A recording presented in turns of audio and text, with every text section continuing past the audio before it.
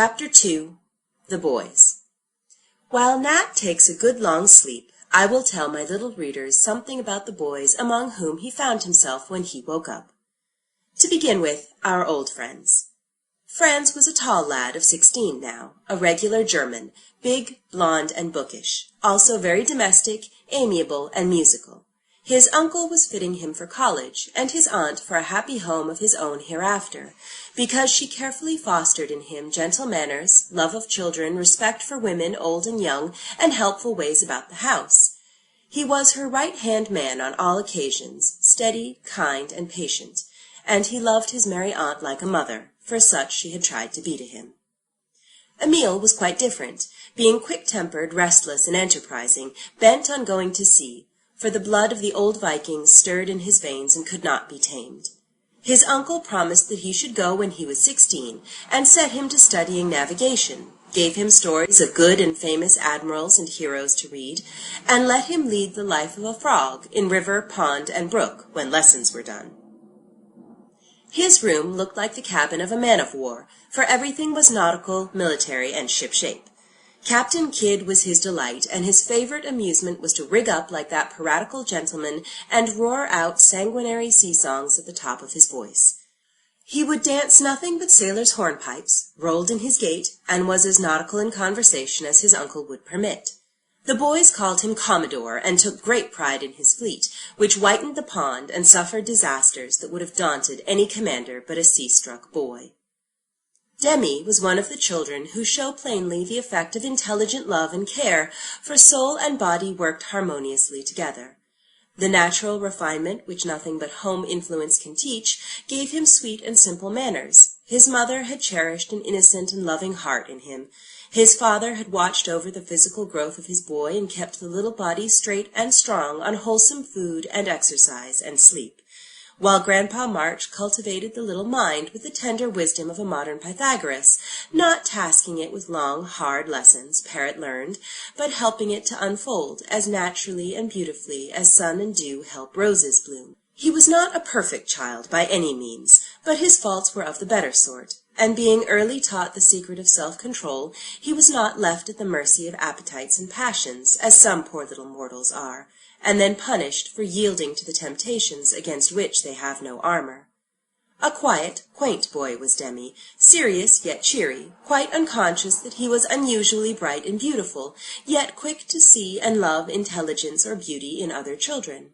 Very fond of books, and full of lively fancies, born of a strong imagination and a spiritual nature. These traits made his parents anxious to balance them with useful knowledge and healthful society, lest they should make him one of those pale, precocious children, who amaze and delight a family sometimes, and fade away like hothouse flowers, because the young soul blooms too soon, and has not a hearty body to root it firmly in the wholesome soil of this world. So Demi was transplanted to Plumfield, and took so kindly to the life there that Meg and John and Grandpa felt satisfied that they had done well. Mixing with other boys brought out the practical side of him, roused his spirit, and brushed away the pretty cobwebs he was so fond of spinning in that little brain of his. To be sure, he rather shocked his mother when he came home by banging doors, saying "By George" emphatically, and demanding tall, thick boots that clumped like papa's. But John rejoiced over him, laughed at his explosive remarks, got the boots, and said contentedly, "He is doing well, so let him clump. I want my son to be a manly boy, and this temporary roughness won't hurt him. We can polish him up by and by, and as for learning, he will pick that up as pigeons do peas. So don't hurry him." Daisy was as sunshiny and charming as ever, with all sorts of womanlinesses budding in her, for she was like her gentle mother, and delighted in domestic things. She had a family of dolls, whom she brought up in the most exemplary manner. She could not get on without her little work-basket and bits of sewing, which she did so nicely that Demi frequently pulled out his handkerchief to display her neat stitches, and baby Josie had a flannel petticoat beautifully made by Sister Daisy. She liked to twiddle about the china closet, prepare the salt cellars, put the spoons straight on the table, and every day went round the parlor with her brush, dusting chairs and tables. Demi called her a Betty, but was very glad to have her keep his things in order, lend him her nimble fingers in all sorts of work, and help him with his lessons, for they kept abreast there, and had no thought of rivalry. The love between them was as strong as ever, and no one could laugh Demi out of his affectionate ways with Daisy. He fought her battles valiantly, and never could understand why boys should be ashamed to say right out that they loved their sisters. Daisy adored her twin, thought my brother the most remarkable boy in the world, and every morning in her little wrapper trotted to tap at his door with a motherly, "Get up, my dear, it's most breakfast time, and here's your clean collar." Rob was an energetic morsel of a boy, who seemed to have discovered the secret of perpetual motion, for he was never still.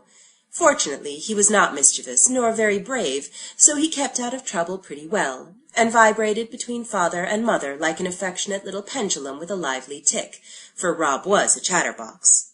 Teddy was too young to play an important part in the affairs of Plumfield, yet he had his little sphere and filled it beautifully. Everyone felt the need of a pet at times, and Baby was always ready to accommodate, for kissing and cuddling suited him excellently. Mrs. Joe seldom stirred without him, so he had his little finger in all the domestic pies, and everyone found them all the better for it, for they believed in babies at Plumfield.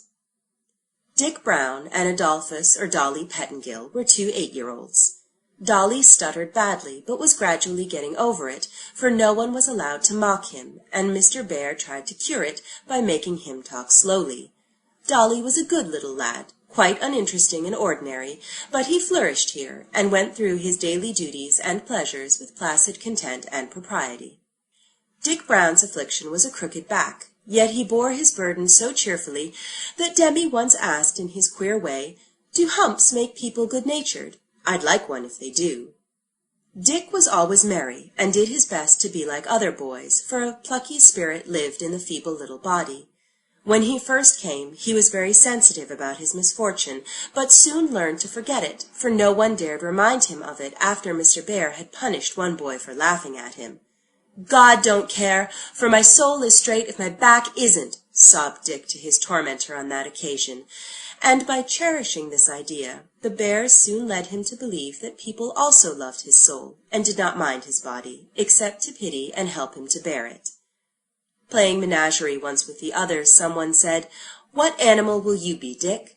"Oh, I'm the dromedary. Don't you see the hump on my back?" was the laughing answer. "So you are, my nice little one that don't carry loads, but marches by the elephant first in the procession," said Demi, who was arranging the spectacle. "I hope others will be as kind to the poor dear as my boys have learned to be," said Mrs. Joe, quite satisfied with the success of her teaching, as Dick ambled past her, looking like a very happy but a very feeble little dromedary, beside stout Stuffy, who did the elephant with ponderous propriety. Jack Ford was a sharp, rather a sly lad, who was sent to this school because it was cheap. Many men would have thought him a smart boy, but Mr. Bear did not like his way of illustrating that Yankee word, and thought his unboyish keenness and money-loving as much of an affliction as Dolly's stutter or Dick's hump.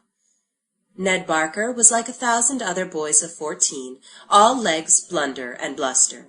Indeed, the family called him the Blunderbuss, and always expected to see him tumble over the chairs, bump against the tables, and knock down any small articles near him. He bragged a good deal about what he could do, but seldom did anything to prove it, was not brave, and a little given to tale-telling. He was apt to bully the small boys and flatter the big ones, and without being at all bad, was just the sort of fellow who could very easily be led astray. George Cole had been spoiled by an overindulgent mother, who stuffed him with sweetmeats till he was sick, and then thought him too delicate to study, so that at 12 years old he was a pale, puffy boy, dull, fretful, and lazy. A friend persuaded her to send him to Plumfield, and there he soon got waked up, for sweet things were seldom allowed, much exercise required, and study made so pleasant, that Stuffy was gently lured along, till he quite amazed his anxious mamma by his improvement, and convinced her that there was really something remarkable in Plumfield air. Billy Ward was what the Scotch tenderly call an innocent, for though 13 years old, he was like a child of 6. He had been an unusually intelligent boy, and his father had hurried him on too fast, giving him all sorts of hard lessons, keeping at his books 6 hours a day, and expecting him to absorb knowledge as a Strasburg goose does the food crammed down its throat.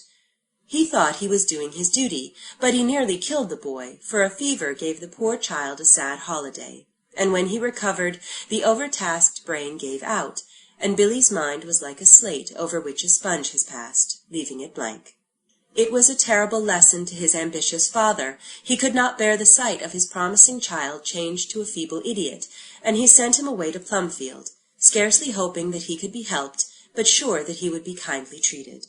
Quite docile and harmless was Billy, and it was pitiful to see how hard he tried to learn, as if groping dimly after the lost knowledge which had cost him so much. Day after day he pored over the alphabet, proudly said A and B, and thought that he knew them, but on the morrow they were gone, and all the work was to be done over again. Mr. Bear had infinite patience with him, and kept on in spite of the apparent hopelessness of the task, not caring for book lessons, but trying gently to clear away the mists from the darkened mind, and give it back intelligence enough to make the boy less a burden and an affliction. Mrs. Bear strengthened his health by every aid she could invent, and the boys all pitied and were kind to him. He did not like their active plays, but would sit for hours watching the doves, would dig holes for Teddy till even that ardent grubber was satisfied, or follow Silas, the man, from place to place seeing him work, for honest Si was very good to him, and though he forgot his letters, Billy remembered friendly faces. Tommy Bangs was the scapegrace of the school, and the most trying scapegrace that ever lived. As full of mischief as a monkey, yet so good-hearted that one could not help forgiving his tricks, so scatter-brained that words went by him like the wind, yet so penitent for every misdeed that it was impossible to keep sober when he vowed tremendous vows of reformation or proposed all sorts of queer punishments to be inflicted upon himself. Mr. and Mrs. Bear lived in a state of preparation for any mishap, from the breaking of Tommy's own neck to the blowing up of the entire family with gunpowder, and Nursey had a particular drawer in which she kept bandages, plasters, and salves for his especial use, for Tommy was always being brought in half dead, but nothing ever killed him, and he arose from every downfall with redoubled vigor. The first day he came, he chopped the top off one finger in the hay-cutter, and during the week fell from the shed roof, was chased by an angry hen who tried to pick his eyes out because he examined her chickens, got run away with, and had his ears boxed violently by Asia, who caught him luxuriously skimming a pan of cream with half a stolen pie. Undaunted, however, by any failures or rebuffs, this indomitable youth went on amusing himself with all sorts of tricks till no one felt safe. If he did not know his lessons, he always had some droll excuse to offer, and as he was usually clever at his books, and as bright as a button in composing answers when he did not know them, he got on pretty well at school. But out of school, ye gods and little fishes, how Tommy did carouse! He wound fat Asia up in her own clothesline against the post, and left her there to fume and scold for half an hour one busy Monday morning. He dropped a hot cent down Mary Ann's back as that pretty maid was waiting at table one day when there were gentlemen to dinner, whereat the poor girl upset the soup, and rushed out of the room in dismay, leaving the family to think that she had gone mad. He fixed a pail of water up in a tree, with a bit of ribbon fastened to the handle, and when Daisy, attracted by the gay streamer, tried to pull it down, she got a douche bath that spoiled her clean frock and hurt her little feelings very much. He put rough, white pebbles in the sugar bowl when his grandmother came to tea, and the poor old lady wondered why they didn't melt in her cup, but was too polite to say anything. He passed around snuff in church, so that 5 of the boys sneezed with such violence they had to go out. He dug paths in winter-time, and then privately watered them so that people should tumble down. He drove poor Silas nearly wild by hanging his big boots in conspicuous places, for his feet were enormous, and he was very much ashamed of them. He persuaded confiding little Dolly to tie a thread to one of his loose teeth, and leave the string hanging from his mouth when he went to sleep, so that Tommy could pull it out without his feeling the dreaded operation. But the tooth wouldn't come at the first tweak, and poor Dolly woke up in great anguish of spirit, and lost all faith in Tommy from that day forth. The last prank had been to give the hens bread soaked in rum, which made them tipsy, and scandalized all the other fowls, for the respectable old biddies went staggering about, pecking and clucking in the most maudlin manner, while the family were convulsed with laughter at their antics, till Daisy took pity on them, and shut them up in the hen-house to sleep off their intoxication. These were the boys, and they lived together as happy as 12 lads could, studying and playing, working and squabbling, fighting faults and cultivating virtues in the good old-fashioned way. Boys at other schools probably learned more from books, but less of that better wisdom which makes good men. Latin, Greek, and mathematics were all very well, but in Professor Bare's opinion, self-knowledge, self-help, and self-control were more important, and he tried to teach them carefully. People shook their heads sometimes at his ideas, even while they owned that the boys improved wonderfully in manners and morals, but then, as Mrs. Joe said to Nat, it was an odd school. End of Chapter 2. Recording by Crowgirl, caracrow.blogspot.com